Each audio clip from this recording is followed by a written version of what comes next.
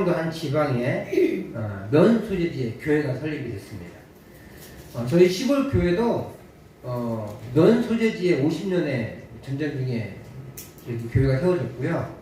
그리고 전쟁이 끝나지 않은 1953년도에 저희 모 교회가 세워졌었어요. 그러니까 시골에 충청도 전라도 쪽에 50년대에 세워진 교회들이 생각보다 많더라고요. 1950년대 후반도에 이 면 소재지의 교회가 충청도에서 설립이 됐습니다. 그런데 연장님 부인이 예배 참석한 거예요. 그래서 은혜를 받기 시작합니다. 많은 부인들이 이제 뭐 교회가 항상 그 부인들이 먼저 예수를 믿었잖아요. 그래서 교인들이 예배에 많이 참석을 했습니다.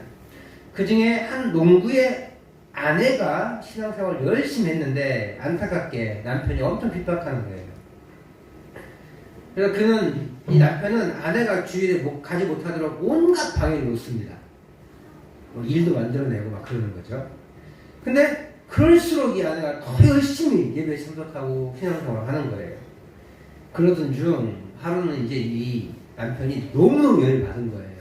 일해야 되는데 아내가 대충 기일만 해놓고 쏙 가버린 거죠. 화가 잔뜩 나가지고 막 찾아갔습니다, 교회에.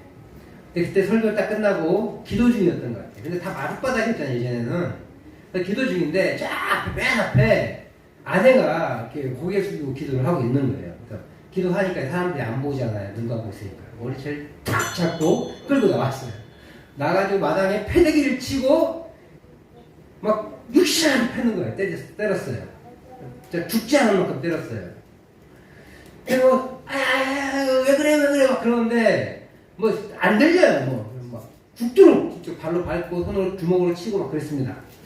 분이 좀 풀려갖고 딱 쳐다봤더니 원장님 부인이네.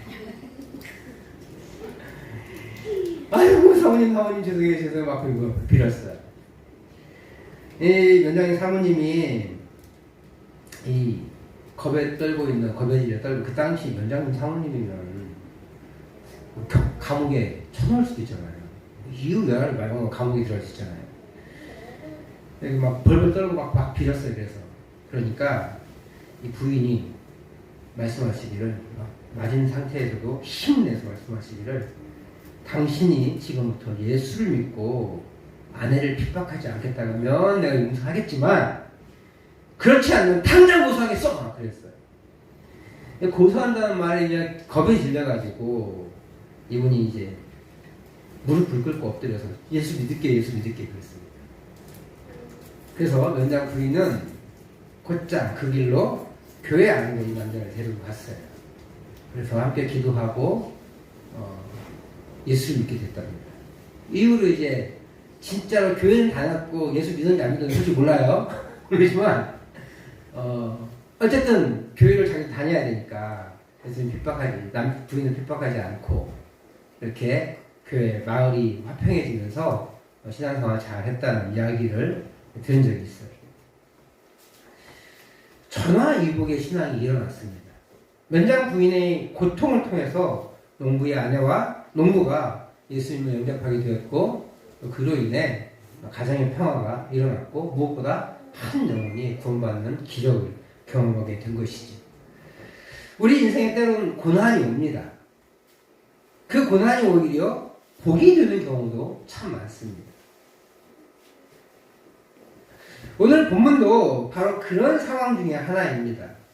유대인들의 거짓 고소 앞에 마지막 변론의 기회를 잡은 스데반 집사는 자신을 살려달라고 얘기하지 않고 복음 전파로 마무리하면서 인생을 스스로 마감합니다. 결국 스데반은 돌에 맞아 죽게 되었고요. 여기서 중요하게 등장하는 인물 하나가 나타나는데 사울이라는 인물이에요.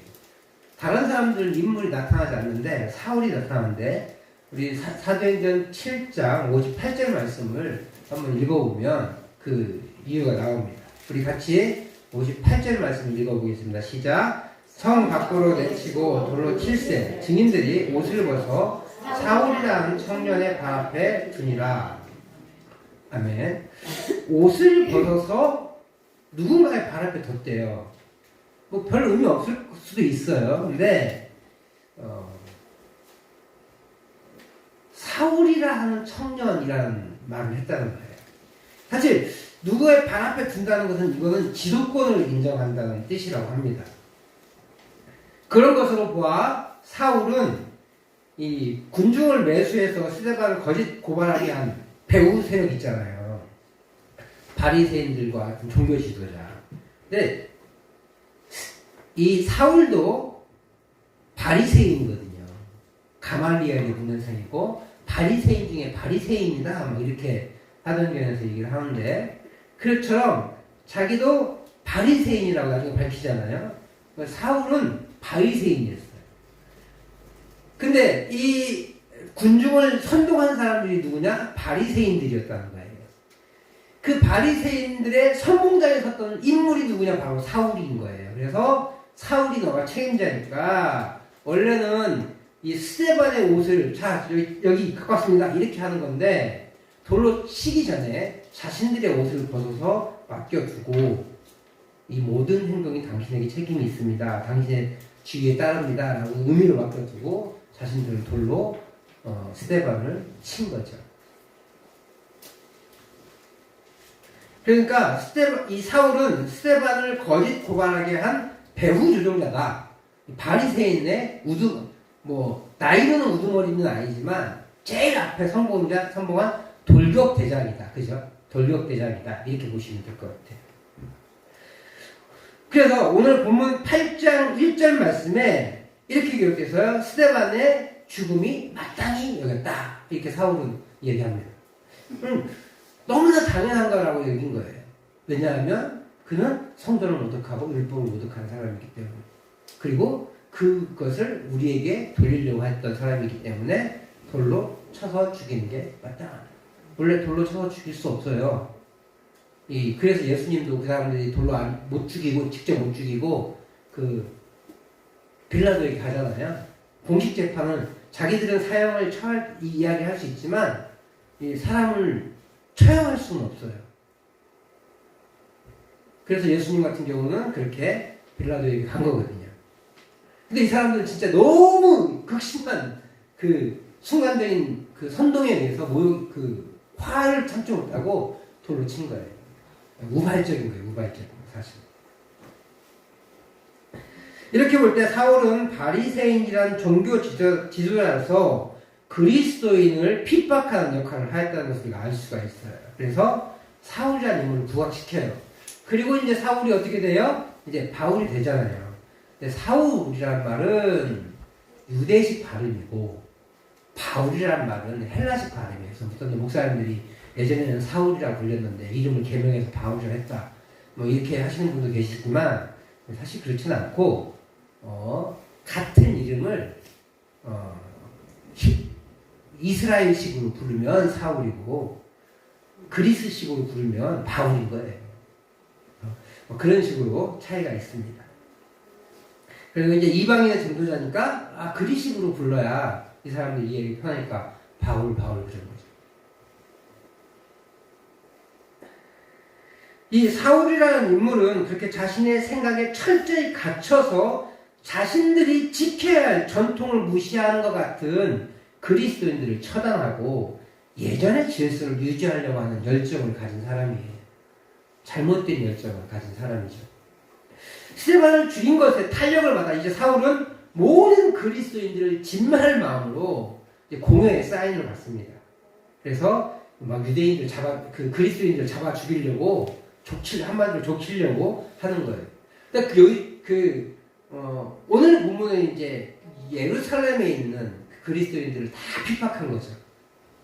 그리고 나중에 9장에 넘어가서는 이제 다메섹으로 가잖아요. 왜 그래요? 다메섹에 있는 그리스도인까지 핍박하려고. 왜냐하면 자꾸 이제 복음이 확산되어지는 걸 보니까 이제 유대 밖에서 일어나는, 이스라엘 밖에서 일어나는, 그러니까 예루살렘 밖에서 일어나는 그 부흥도 막아보려고 애를 쓴 거예요. 스데반은 사울은 그렇게 모든 그리스도를 진멸하려고 힘을 냅니다. 그의 잘못된 열심으로 성도들이 다 흩어지죠. 그리고 고난을 받습니다.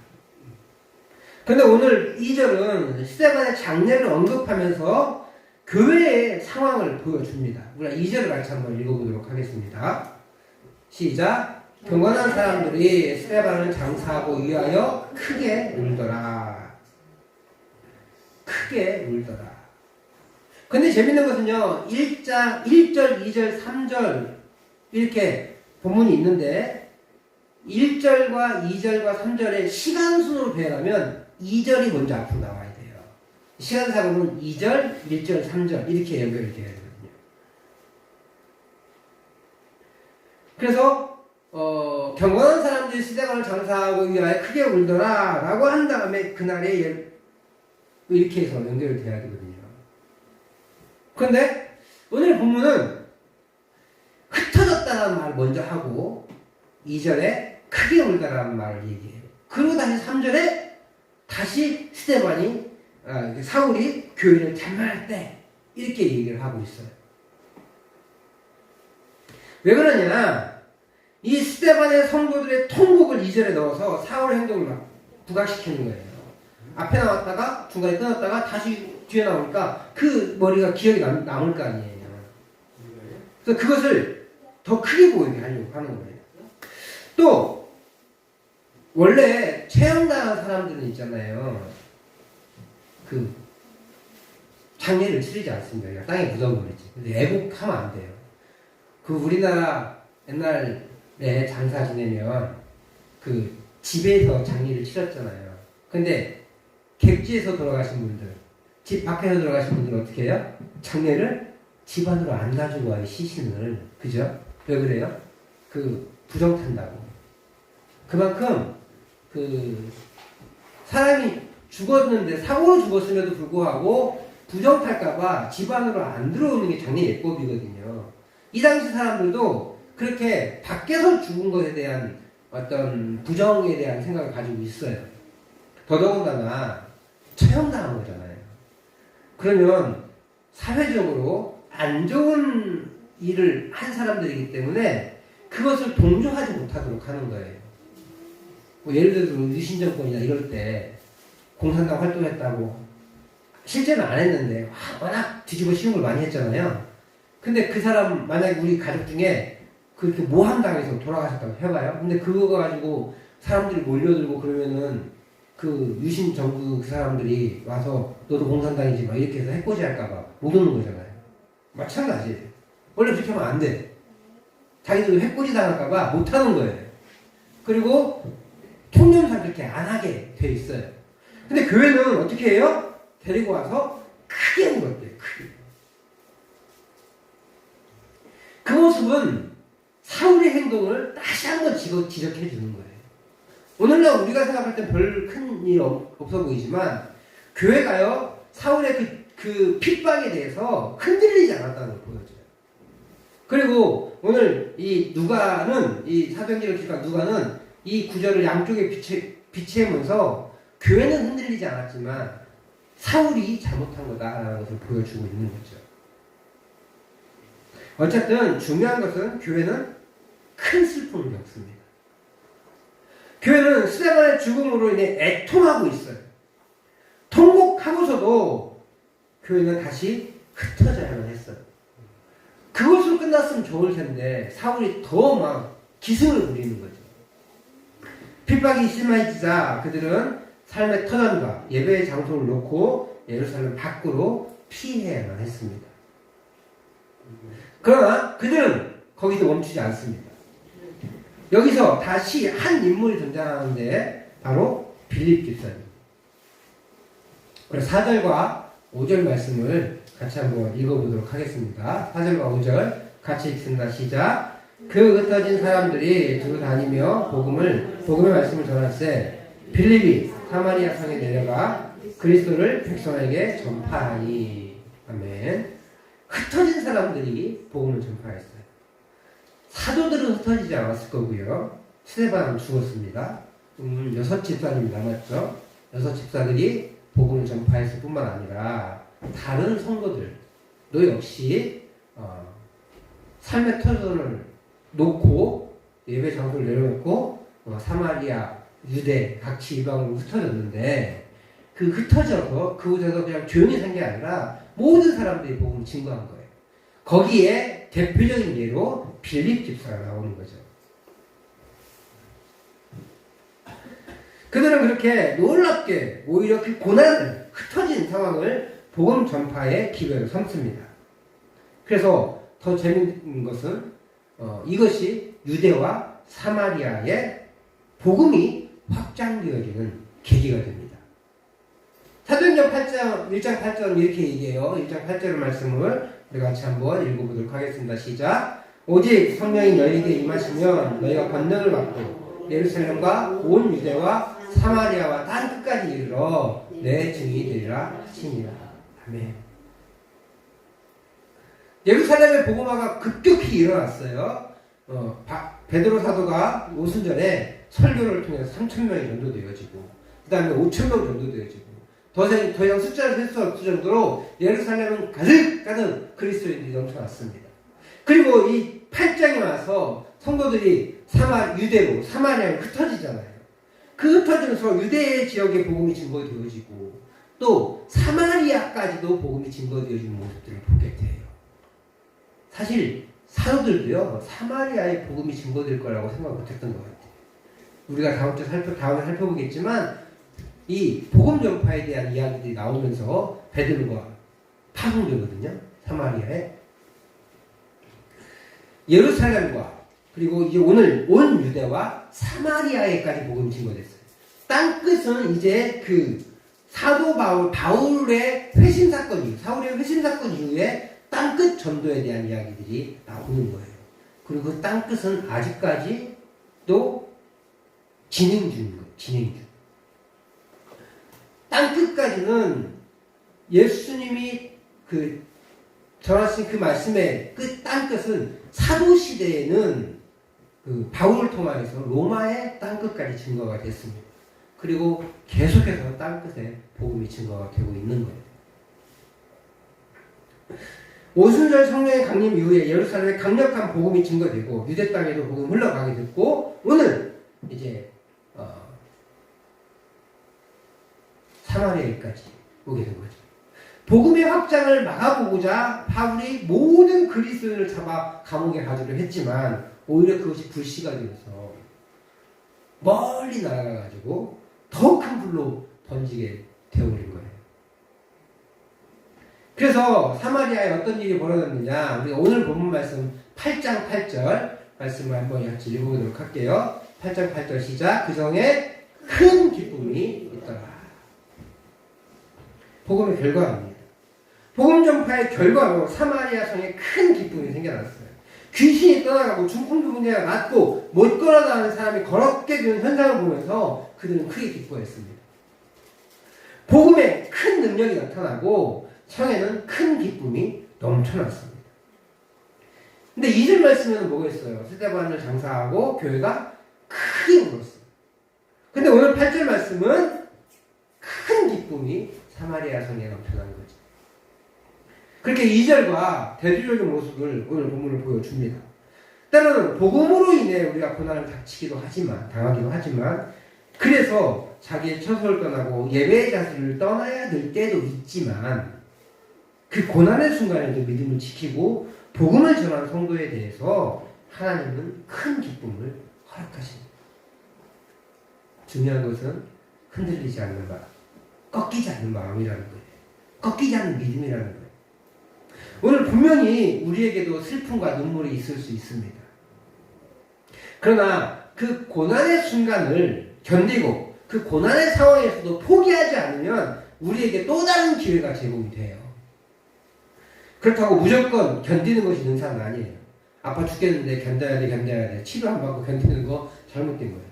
피할 건 피하고 돌이 떨어지는데 그건 견뎌야 돼 하고 그걸 맞고 있으면 미련한 거잖아요.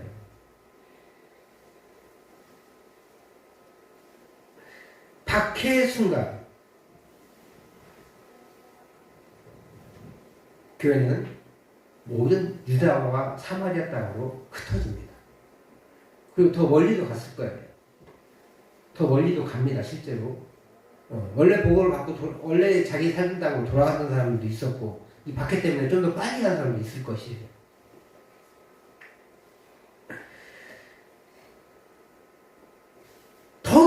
박해를 피하기 위해서 교회는 흩어졌어요. 근데 박해의 순간 한국 교회는 정면으로 맞서고 스데반처럼 순교해야 큰 믿음이라고 여깁니다. 물론 순교의 자리까지 가는 것이 큰 믿음이기도 합니다. 그런데 사도 외에는 모든 집사들과 성도들이 다 떠났어요. 스데반의 순교 이후에. 모든 사람을 하나님께서 순교의 자리로 초청하시지는 않는다는 거예요. 그러니까 순교한 사람은 큰 믿음, 순교하지 않은 사람은 작은 믿음, 이렇게 분류할 수 없어요. 하나님이 어떤 사람에게는 순교의 믿음을 허락하시고 어떤 사람은 흩어지는 믿음을 허락하신 거예요. 순교의 믿음을 가진 사람은 다른 믿는 사람들에게 어떤 걸 줬겠어요? 다시 한번 힘을 내자라는 격려를 줬겠죠. 스데반은 순교까지 했는데 나도 힘을 내서 믿음을 잘 지켜야겠다는 격려를 줬겠죠. 흩어진 믿음의 사람들은 사실 이게 더 중요한 것 같아요. 예수 그리스도를 모르는 사람에게 복음을 증거했죠. 스데반의 죽음, 나는 흩어지지 않았어. 근데 나는 뭐 격려를 안 받더라도 예수 구원 받았잖아요. 그러니까 구원받은 사람이 흔들리지 않는 정도의 이 힘을 준다면 이 순교의 자리에 간 사람은, 우리 같은 흔들리는 사람은, 제가 벌써 순교가 아니라는 말을 보여드리겠네. 순교의 믿음이 아니라는 걸. 우리 같은 믿음의 사람은요, 흩어져서 복음을 증거하는 사람이라는 거예요. 그래서 나는 순교하지 못하고 고난을 견디지 못하고 고난에 막 힘들어하는 그런 믿음 약한 사람입니다, 이렇게 좌절할 필요가 없다는 거예요. 고난이 오면 힘들 수밖에 없습니다. 소나기가 와요. 그죠? 소나기 오면은 이거 10분 이내에 갤 거라고 다 아시잖아요. 그죠? 그럼 어떻게 해요? 비 맞아요? 잠깐 쉬면 돼요. 그늘에 앉아서 비 피할 곳에서 잠깐 쉬면 됩니다. 인생에 고난이라는 소나기가 올 때가 있어요. 그때 하나님께서 피할 길을 주십니다. 어떤 사람은 맞게 하시기를 하세요. 근데 피할 길이 있으면 피하시는, 잠깐 숨을 고르고 가는 거죠.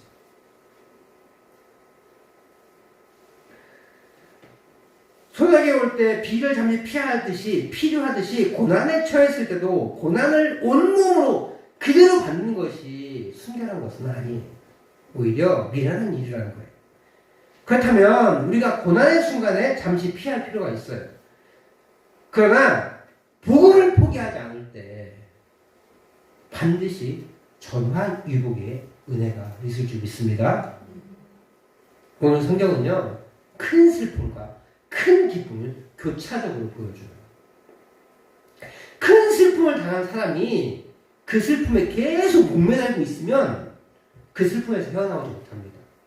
결국 우울증에 걸리고 심하면 자살하기도 하고.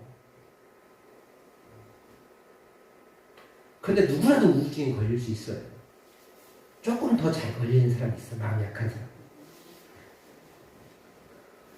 저는 치아가 약해요.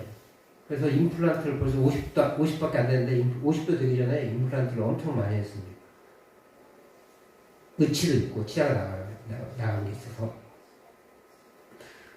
의사가 30살에 가서 치과 치료를 받는데 잇몸이 다 주저앉았는데요, 그러는 거예요.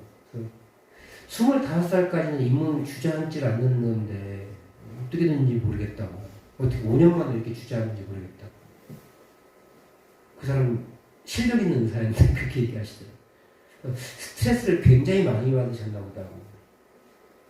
제가 공부를 별로 못해서 그때부터 25살부터 스트레스를 많이 받았나 봐요. 약한 부위가 있어요, 누구에게나.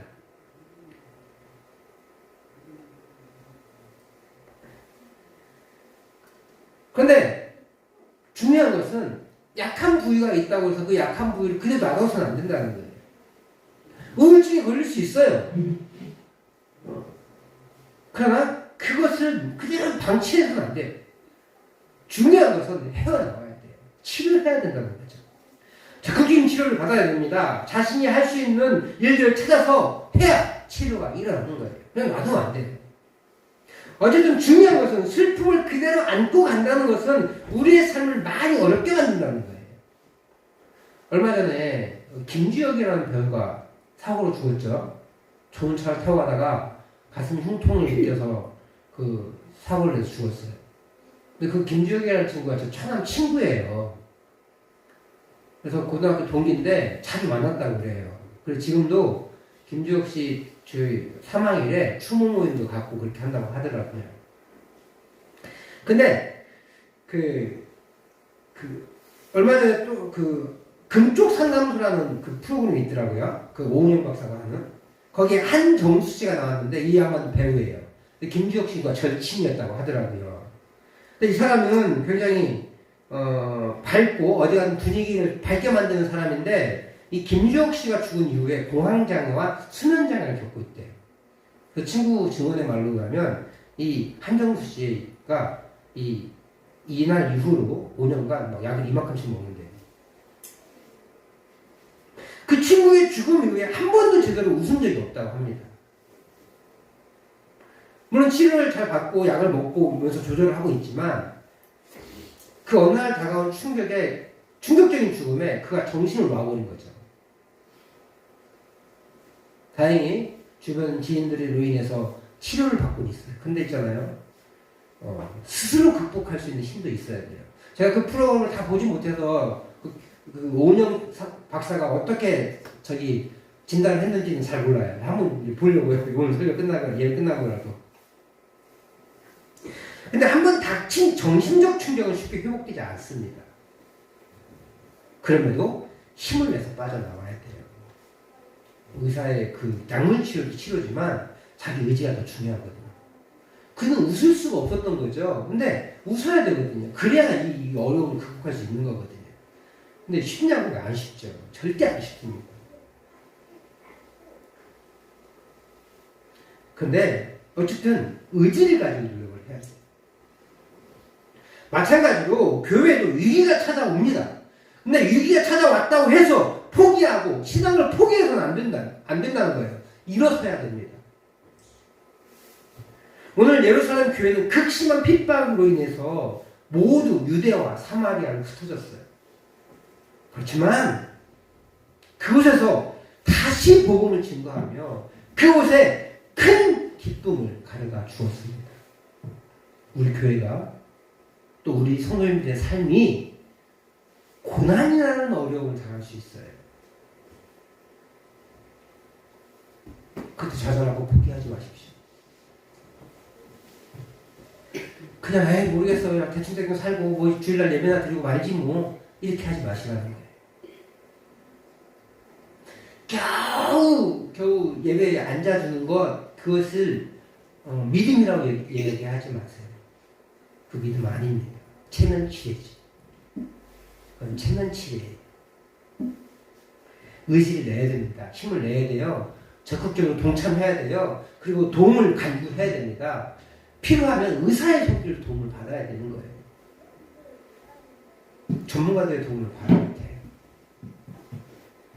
그리고 무엇보다 우리 성도들의 함께하는 기도의 도움이 필요합니다. 그리고 나도 계속해서 밝히고 거기서 주눅들지 않고 회복하려는 의지가 우리에게 필요하다는 거예요. 그렇게 우리가 고난의 순간에 포기하지 말고 다시 주님 손잡고 일어나시기를 주님으로 축복합니다. 그 고난을 통해 오히려 복음이 확산되고 우리 성도님들이 계신 곳에 큰 기쁨이 넘쳐나기를 축복합니다. 주님 손잡고 일어서서야 합니다. 주저앉지 앉아있지 않고 그 고통에 지지 않고 일어서야 합니다. 그렇게 우리의 삶에 우리 주님 그리스도의 은혜로 다시 일어서서 큰 기쁨을 누리시는 우리 주의 거룩한 성도들 되시기를 주의 이름으로 축복합니다.